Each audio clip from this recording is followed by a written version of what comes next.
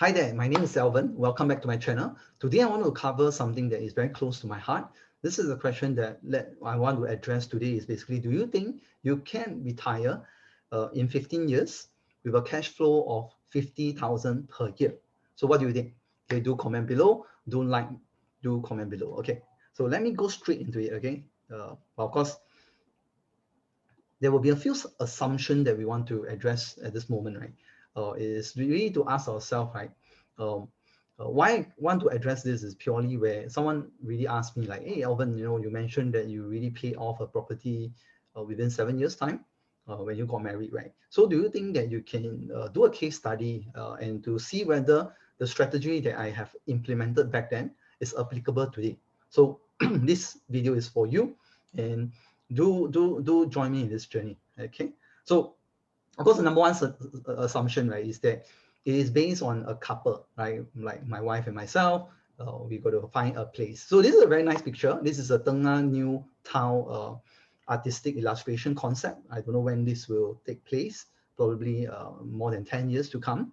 But again, it's we want to really ask ourselves this question, right? Is your home an investment property? Think of it this way. True enough, the value of your property will appreciate in over time.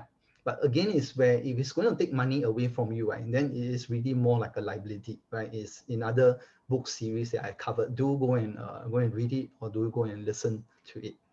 But again, do take note of the disclaimer over here. This information is for educational purposes only and is no intended to replace the advice that's available in the market. But obviously, you can always have this discussion with someone that you feel that you want to have it together. Okay, so let's go into the assumption. So the first assumption, right, is that what's the median income of Singaporean in Singapore? So based on December data, it's about 4,500. So monthly income of 4,500 means what? An annual income of 54,000. So a combined household income will be about what? 2 multiplied by 4,500, which is about 9,000. And the next question that I ask myself is 9,000 realistic, right? For us. I mean, remember back then the property is cheaper when I bought it, and now I just want to make it more realistic to the current environment. Okay. So household annual income or monthly income is about close to 12,000. So I actually have a 25% haircut at this moment. So based on this case study, our combined household income is about 9,000 every month. This exclude the 13-month and also your performance bonuses. So do ask me of that in the later few slides. So next, what would be a typical property price in Singapore? So based on this data in December, likewise, 4-room, 5-room is about this range. Okay, depending on is it BTO or resale. But in today's example, we want to look specifically on BTO. Okay, so that it's a bit more targeted to you also, and it's very close to me because I also buy my HDB back then. Okay, then the next two things that we want to ask ourselves, right? How long is the loan duration? So if you're going to take up a HDB loan, it's about 25 years that you need to fully pay up the property. And the second thing is the down payment is about 10% of the purchasing price. Then the next question that I ask myself is, what is the current BTO prices? So in November 2020, if you look at the non-mature estate, the table on top, right? I think if you, the rough number there is about maybe 400,000, you should be able to buy one already. Then if you're talking about mature estate, it could be around 500 to 600. So that's what, 400, 500, 600. So let's say we're going to do an average of it, right? So let's say you're going to buy a $500 property at this moment. Okay. Then next is what? The down payment is 50,000. Why? Because it's 10% of the purchase price. So based on the mortgage detail, your loan amount is 4,500 with an interest rate of 2.6%. It has always been like that since back then until today, and I don't really think that it will change much. And the 25 years of loan term. So your monthly mortgage is close to 2,000. Okay. So remember one thing, right? Your combined income is about what? 9,000. So 20% of that amount will go to OA for your house purchase or your home purchase, right? So it's about what? 1,800 per month. For 1 year, your combined CPF together accumulated will be about 10,800. So within 5 years, right, you will be able to save up to buy a property already, which is paying down the down payment of 50,000. And again, it's because your monthly contribution is still at around 1,008, assuming you don't increase your salary, which is not likely to be the case. Uh, in a sense, you probably need to fork out another 100 each, which is about 200 each in a sense. Okay, I think it's still okay for this assumption. Okay, but you can always adjust the numbers according to you. So to me, the best rule for me when it comes to home purchases, especially in Singapore, right? Because 20% is quite a big chunk of our income. Why don't you buy a place that is within your OA amount, your OA monthly contribution? At least you do not need to fork out any cash. So let's base on this scenario that you do not need to fork out any cash to see whether can we build a 50,000 cash flow for you every year in the next 15 years. Okay, so remember this 6 jars money management. Okay, I covered in another book, and I think that it will be good that you're going to listen to it. If you have listened, and then this is like the last video that is a combination of all the book series, because I'm trying to like compile one that is uh, giving you all the backstory to it, and this is how I implemented something for myself. Okay, so let's say now you got 9,000 combined income, 20% goes to CPF. What's going to happen is you have maybe based on 55% uh, of regular money needs, right? It's close to 4,000 over here. So you base it on this rule. And the best thing is that you can combine financial freedom and long-term investment together, right? Which is 20% of 7,002. So the amount is about 1,440. Right? If you really break it down, right, every day is about what, close to $50, right? If you can do that, that's fantastic. Okay, because the I'm going to show you some numbers later. Then remember, right? It covers about play, your education, your gift and charity.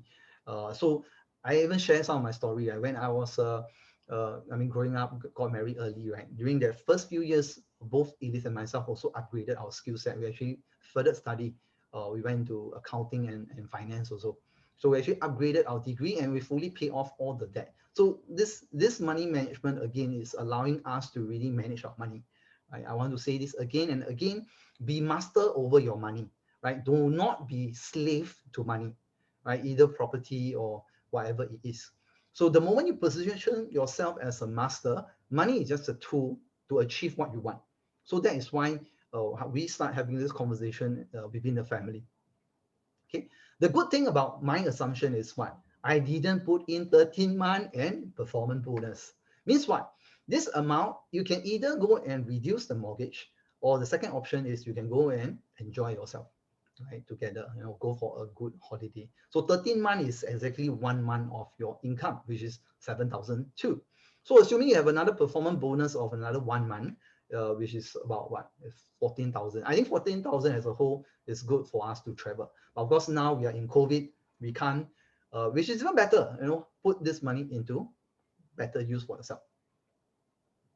Okay, so that's the bonus. So the next question that I want to ask, right? Assuming you're going to put 1,440 every month for the next 15 months, right? So I'm going to base on this scenario. Basically, you are at age 25 because remember, I got married at age 26. So 25, your life expectancy is about 80 years old, based on an investment rate of return of 10%. But do take note, this is illustration purpose. There's always a disclaimer. And your regular investment is about 12 months of 1,440 is about 17,280 annual. Means every month you're going to put in, okay, based on every month and every year. So for the next 15 years, okay, and then you plan to retire at age 40, okay, with an income over there, 54,000 per year. What do you think? Do you think that is a congratulation or no? You do not hit the number, right? I think probably at this time, you probably know that it is congratulations, right? You are able to retire with 54,000. Remember, illustration purposes again. So you look at this again, your total contribution for the last 15 years is close to $250,000. But your total withdrawal at age 40 to 80 is about 2 million. And at age 80, right, you still have a remaining amount of close to $1 million to really pass it down to someone you really love, or pass it to an organization to go for the causes that you want, like charity, impact that you want to create uh, moving forward in a sense. So again, disclaimer, okay, a lot of assumption over here, but this is what I did for myself. Okay, so these are some of the numbers that I look at. But again, is do you think so? What do you feel is something that is striking over here in front of our face, right? A lot of the things is still within our control. Why? It's like, okay, what age you start? Can you continue this journey for 15 years? Is within your control. The amount is still within your control, and the most striking amount, or the most striking figure over here is what? 10 years, right? Alvan, is it realistic or not? Investment rate of return 10%, 10年不? I also don't know. So these are numbers, right? Because let's see it. Let's see whether this proof of concept is possible. Okay, so based on August 2020, right, the average stock market return over the past 10 years is about 9.2. Okay, so quite close, right? Quite close. Okay, I use 10%, basically is to round up. But do you think that 10% is achievable? What do you think? Okay, but before I get there, let me share some strategy with you. When it comes to investing, right, many people always ask us, right, it's like, ask my team and myself, right, hey, Alvan, I want to time the market. Is it the right time today? Is it the right time tomorrow? Is it the right time yesterday? Etc. Etc. Etc. Etc. Think of it this way: for you to grow a tree, right, to give you shade and fruits itself, right, how many years does it take? 10 to 20 years, right? But the thing is, you see, it's not always about timing the market, right? It's about timing the market. So let me show you a chart that's very relevant to me. Okay, so you look at this chart all the way to the left, right? 1980, the year that I was born, and now 2020, COVID-19. You'll see something. There are many events over there, right? So let's count it together. 1, 2, 3, 4, 5, 6, 7, 8, 9, 10, 11, 12, 13, 14, 15, 16, 17 events over the last 40 years. What happened? Where do you think the market is today? Up or down? Ever since 1980.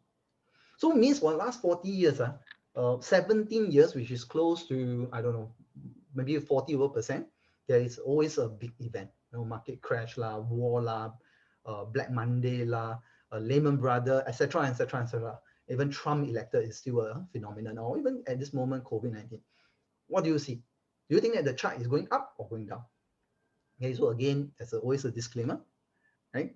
Oh, I think it's more than 17. 1, 2, 3, 4, 5, 6, 7, 8, 9, 10, 11, 12, 13, 14, 15, 16, 17. Yeah, okay. Okay. So do you think that 10% is reasonable? It is. To me, I think it's reasonable because it's really achievable. So I just want to share some of my the friends that I work together. Right? So Derek over here, they look at that, the return since inception is about 10%, Sam Path about 12%, Ping over here is 14%, and Joshua is about 13%. Right, so it's really doable. But if you think that 10% is like too high, then obviously work on other numbers like 8 or even 7%. Because the percentage itself does do affect us, do help us to really get to our objective earlier. To take note. Okay, and next, for me, I mean, to me is I want to define this concept where they always say, right, you need $1 million to really retire. Not really. 500,000 is actually very good in a sense, because if you have 500,000 with 10%, it's every year about 50,000, which I have already shown you based on some numbers, right? So, but of course, if you know what you are doing, like me over here, in March, I actually deploy 100 over 1,000, and I actually have a return of 54,000, which is exactly this case study, right? So to me, it's end of the day, it is really doable. Okay, it's really doable, but end of the day, choose the people that you work with, so that you can get the result you want. Okay, but end of the day, I feel that I want you to have a better life. Okay, I want you to be rich. So this is one statement that I always want to share with people, right? Is that rich people stays rich by living like they are broke, okay? And broke people stay broke by living like they are rich, right? So don't, I mean, another book that I say, right? Stop acting rich, right? Just, just live yourself, live your life normal, gradually upgrade your lifestyle. You know, don't upgrade immediately. Okay, delay the temptation to upgrade your lifestyle. Uh, and I hope that this video really helped you to give you a better understanding. But do take note that all this have certain assumption to it. And if you like to have this conversation together, I'd love to have it with you. If not, you can always do it by yourself. And if you think, and if you watch until this moment and you really like the content, hope that you can like and comment below and really share this video to as many people as you can, because it will really help me. Thank you. Appreciate. Bye bye.